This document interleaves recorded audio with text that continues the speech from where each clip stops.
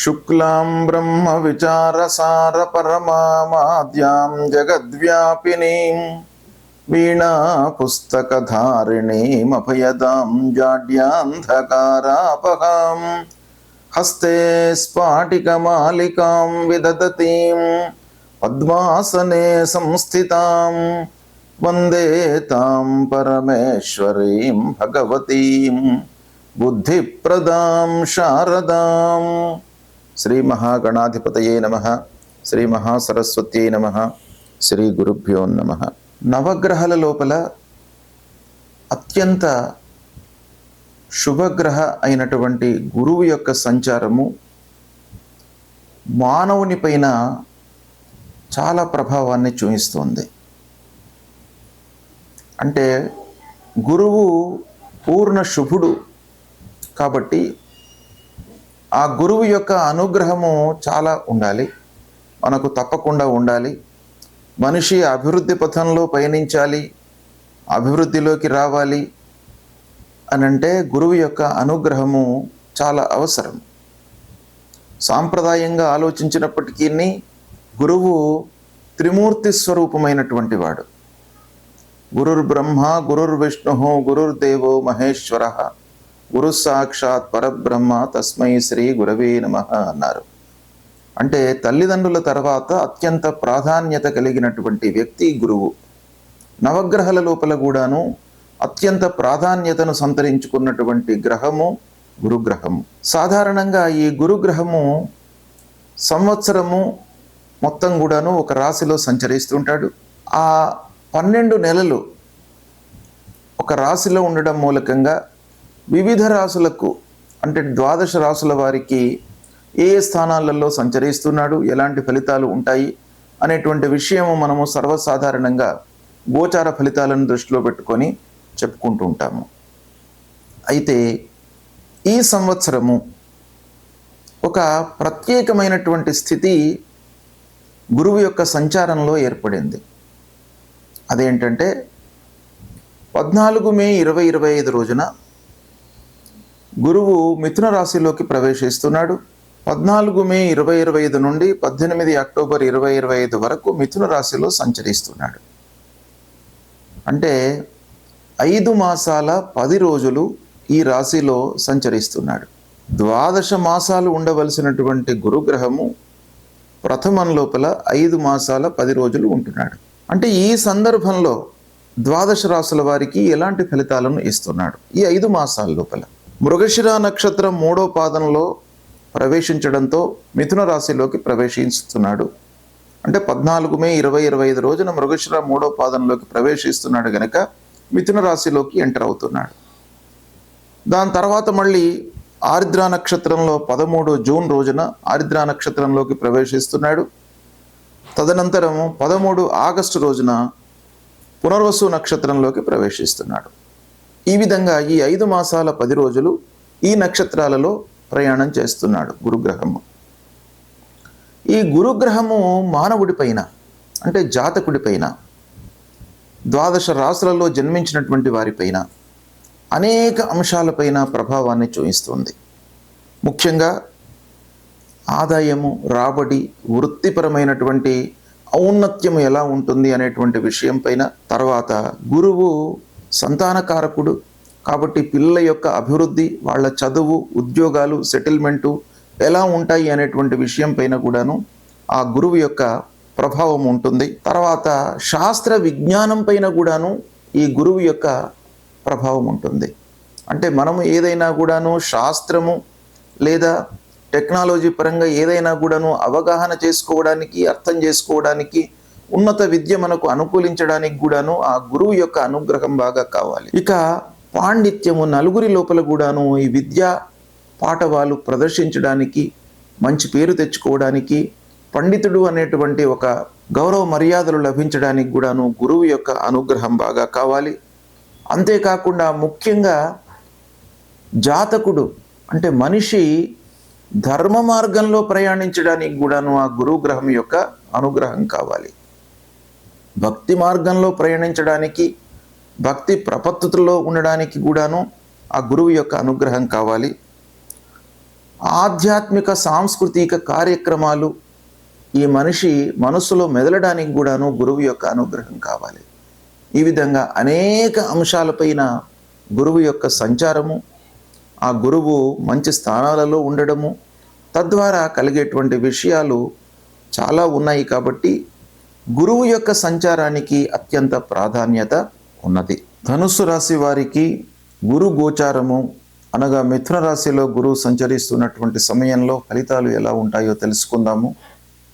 ఈ సంవత్సరము 14 మే 2025 నుండి 18 అక్టోబర్ 2025 వరకు మిథున రాశిలో గురు సంచరిస్తున్నాడు. ఈ మిథున రాశిలో గురు సంచారము ధనుసు రాశిలో జన్మించినటువంటి వారికి సప్తమ స్థానం అవుతుంది. అంటే సప్తమ స్థానము గోచార రీత్యా చాలా శుభ ఫలితాలను ఇచ్చేటువంటి సంచారము కనుక ఈ సమయంలో ధనుసు రాశి వారికి బాగా కలిసి వస్తుంది. గురు భగవానుడి యొక్క అనుకూలత చాలా ఉంది. దీన్ని సద్వినియోగపరుచుకున్నట్టయితే చాలా విషయాలలో మీకు మంచి ఫలితాలు కలిగేటువంటి అవకాశాలు ఉంటాయి. అయితే ముఖ్యంగా సప్తమ స్థానంలో సంచరిస్తున్నటువంటి సమయంలో పిల్లల వివాహాది శుభకార్యాలు చేసేటువంటి అవకాశాలు బాగా ఉంటాయి. వివాహం నిశ్చయమవుతుంది, శుభకార్యాలకు వెళతారు, విందులు వినోదాలకు హాజరవుతారు. ఇక మీరు చేసేటువంటి ప్రయత్నాలు అన్నీ కూడాను సఫలీకృతమవుతాయి. ఏ కార్నర్లో మీరు ప్రయత్నం చేసినప్పటికీ మీకు అనుకూలమైనటువంటి ఫలితాలు ఈ సమయంలో గోచరిస్తున్నాయి. ఉద్యోగ ప్రయత్నంలో ఉన్నటువంటి వారికి ఉద్యోగం లభిస్తుంది. సంతానం కొరకు వేచి చూస్తున్నటువంటి వాళ్లకు ఈ సమయంలో సంతాన ప్రాప్తి గోచరిస్తుంది. ఇక హయ్యర్ ఎడ్యుకేషన్ కొరకై ప్రయత్నం చేస్తున్నటువంటి వాళ్లకు ఉన్నత విద్యకై మంచి సంస్థ లోపల ప్రవేశం లభించేటువంటి అవకాశాలు ఉన్నాయి. భార్యా పిల్లలతో కుటుంబంలో అనుకూలంగా ఉంటారు. చాలా ఆనందమయమైనటువంటి జీవితాన్ని గడుపుతారు. వృత్తి వ్యాపారాలు బాగా కలిసి వస్తాయి, అనుకూలంగా ఉంటుంది, లాభదాయకంగా ఉంటుంది. ముఖ్యంగా స్వయం వృత్తిలో ఉన్నటువంటి వారికి, ప్రొఫెషనల్స్కి చాలా అనుకూలమైనటువంటి సమయము, అన్ని విధాలుగా కలిసి వస్తుంది. వ్యాపారస్తులు ముఖ్యంగా ఎక్స్పాన్షన్స్లోకి వెళ్ళేటువంటి అవకాశం బాగా కనబడుతుంది ఈ సమయంలో. అంటే వాళ్ళు చేసేటువంటి వ్యాపారాన్ని ఇంకా ఎక్స్పాండ్ చేయడము, కొత్త వ్యాపారము అటాచ్ చేసుకోవడము, కొత్త లావాదేవీలు ఒప్పందాలను చేసుకోవడానికి అనుకూలమైనటువంటి సమయము. వ్యాపారస్తులకు ఓవరాల్గా ఈ సమయం బాగా కలిసి వస్తుంది. ఉద్యోగస్తులకు కూడాను ఆఫీసులో తోటి వారితో, అధికారులతో, అందరితో కూడాను సయోధ్యతో ఉంటారు. అనుకూలమైనటువంటి వాతావరణం, చాలా సంతృప్తిగా ఉంటారు. రాజకీయ నాయకులకు అనుకూలమైనటువంటి సమయం. ముఖ్యంగా అధినాయకులతో స్నేహం పెరుగుతుంది, కార్యకర్తలతో సయోధ్య కుదురుతుంది. ఇక ప్రభుత్వ కార్యాలు అనుకూలిస్తాయి. కోర్టు వ్యవహారాలు కూడాను మీకు అనుకూలమైనటువంటి ఫలితాలతో ఉంటాయి. మొత్తం మీద ఈ ధనుసు రాశి వారికి 14 మే నుండి 18 అక్టోబర్ వరకు అన్ని విధాలుగా అనుకూలమైనటువంటి సమయము. అయితే ధనుసు రాశిలో జన్మించినటువంటి వాళ్ళందరికీ కూడాను ఒకే రకమైనటువంటి ఫలితాలు ఉండవు. నక్షత్ర రీత్యా కొంత మారేటువంటి అవకాశాలు ఉంటాయి. వయస్సు రీత్యా కూడాను కొంత మారే అవకాశాలు ఉంటాయి. కాబట్టి ఈ ధనుస్సు రాశికి మూలా నక్షత్రంలో జన్మించినటువంటి వాళ్ళు, పూర్వాషాఢ నక్షత్రంలో జన్మించినటువంటి వాళ్ళు, ఉత్తరాషాఢ నక్షత్రం 1వ పాదంలో జన్మించినటువంటి వాళ్ళందరూ కూడాను ఈ ధనుస్సు రాశి కిందికి వస్తారు. కాబట్టి నక్షత్ర రీత్యా మనం చూసినట్టయితే ప్రథమంగా మూలా నక్షత్రంలో జన్మించినటువంటి వారికి 14 మే 2025 నుండి 13 జూన్ 2025 వరకు కొంత మధ్యస్థంగా ఉంది. 13 జూన్ నుండి 18 ఆగస్టు వరకు బాగా అనుకూలంగా ఉంది.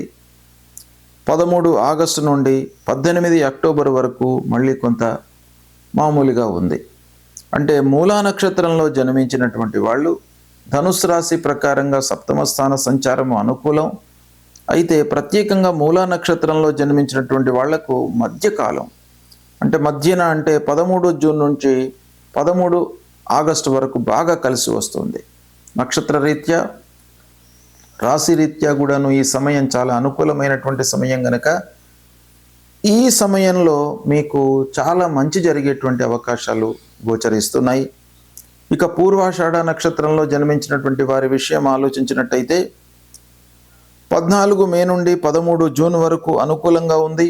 13 జూన్ నుండి 13 ఆగస్టు వరకు ప్రతికూలంగా ఉంది. మళ్ళీ 13 ఆగస్టు నుండి 18 అక్టోబర్ వరకు అనుకూలంగా ఉంది. అంటే పూర్వాషాఢ నక్షత్రంలో జన్మించినటువంటి వారికి మధ్యకాలం కొంత ప్రతికూలంగా ఉంది.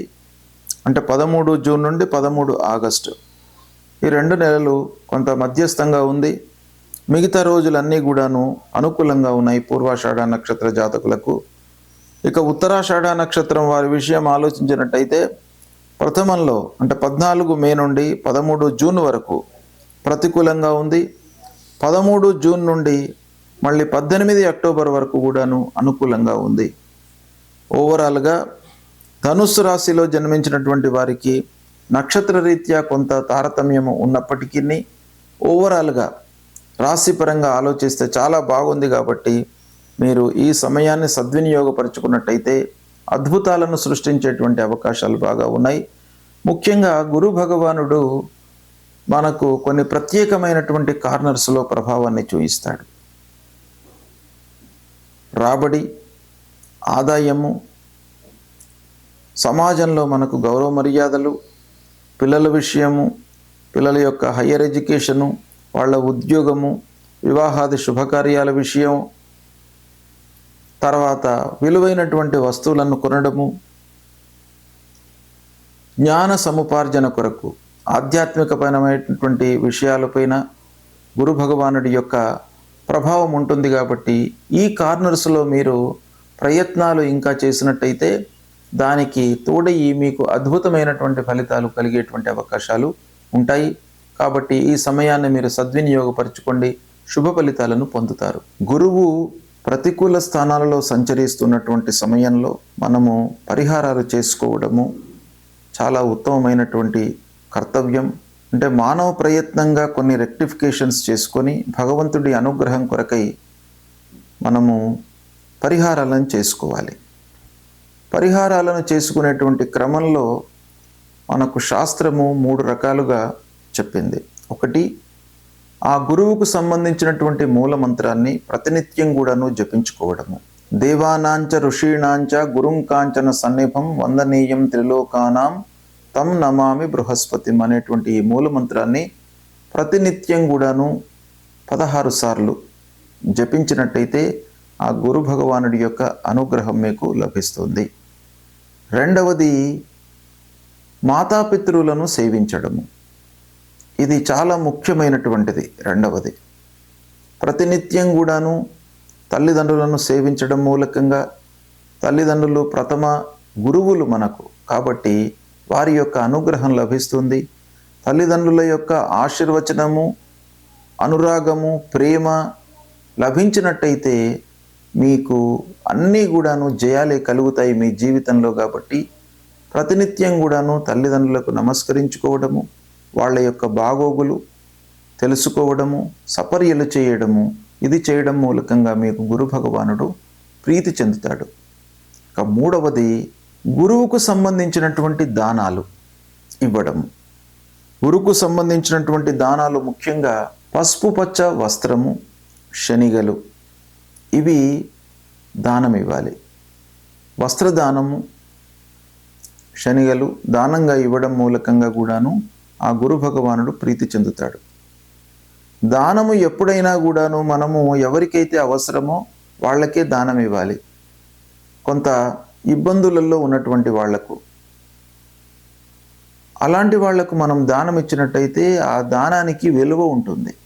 కడుపు నిండినటువంటి వాడికి భోజనం పెడితే ఆ భోజనంలో ఉన్నటువంటి రుచి అనేటువంటిది వాడికి తెలియదు. ఆకలితో ఉన్నటువంటి వాడికి భోజనం పెట్టడము, ఇలాంటివి కొన్ని చేయడం మూలకంగా ఆ గురు భగవానుడు ప్రీతి చెంది మీకు దుష్ట స్థానాలలో సంచరిస్తున్నటువంటి ఆ ప్రతికూల ఫలితాలను తగ్గించి అనుగ్రహించేటువంటి అవకాశాలు ఉంటాయి. కాబట్టి తప్పకుండా ఈ దానాలను కూడాను మీరు ఆచరించండి. నాలుగవది, భగవంతుడి అనుగ్రహం కొరకై దేవాలయానికి వెళ్ళడము, దైవ ప్రార్థన చేయడము, నామ సంకీర్తన చేయడము, ఇవి కూడాను మనకు పరిహారంలో చాలా ముఖ్యమైనటువంటివి. దత్తాత్రేయ స్వామిని కొలవండి, దక్షిణామూర్తి స్తోత్ర పారాయణం చేయండి, తర్వాత నరసింహస్వామిని కొలవండి, విష్ణు భగవానుణ్ణి కొలవండి. దైవ కీర్తన, నామ సంకీర్తన అనేటువంటిది చాలా ముఖ్యమైనటువంటిది కాబట్టి ఈ రకంగా మీరు చేసినట్టయితే ఆ గురు భగవానుడు మిమ్మల్ని అనుగ్రహిస్తాడు. కనుక తప్పకుండా గురువు ప్రతికూలంగా సంచరిస్తున్నప్పుడు తప్పకుండా మనము పరిహారాలు చేసుకోవాలి. ఇవి చేసుకోండి, మీరు శుభ ఫలితాలను పొందుతారు. శుభం.